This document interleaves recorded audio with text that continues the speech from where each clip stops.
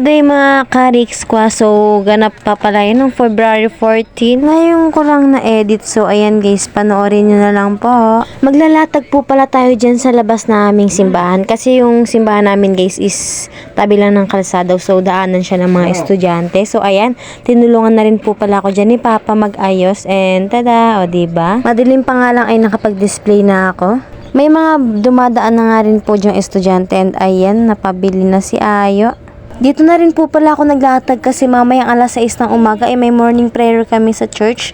So, nung pagka alas 6, pinasok ko po yung mga bulaklak dyan sa loob. And after naman po ng morning prayer namin, ayun, dinisplay ko ulit siya sa labas. At fast forward na nga, ayan guys, nagligpit na rin po pala ako dyan. And hindi na rin po ako masyado nakapag-video. Diyan naman po ay pupunta tayo ng kaibigan para kunin yung bulaklak na retail natin. Tama ba, retail? Basta yun guys, yung mga flower ko na pinabenta ko, ganun. At dito nga sa nadaanan namin ni Papa ay yan, may mga flower din sa mga gilid-gilid. At hindi lang yun, may mga balloons pa. Umaambon na nga po that time. Kaya ayan si ate nyo dumiretso na sa gilid ng 7-Eleven and pinasok ko na po yan para makisilong na lang din dun sa may, sa may, ayan, parang gate. Maya-maya nga rin ay dumating na rin sila ate kasama yung kanyang Janakis. Ayan. Hello po. Sige, te. Wala kang payo? Meron, okay lang po. Hello. Apa. Hello. Break ka? Ayun po, motor po.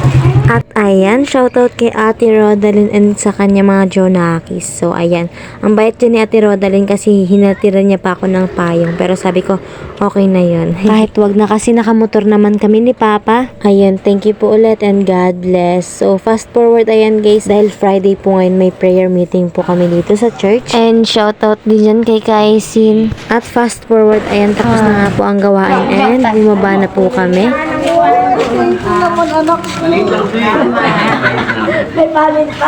And ito nga, ang isa ko pang kapatid. Wow naman, nakatanggap siya ng flower bouquet. Ayun na! At dito nga, dahil Valentine's ngayon, tignan mo naman itong mga bata dito. Grabe naman ay. Shoutout sa mga kabataan dyan, manong ulam.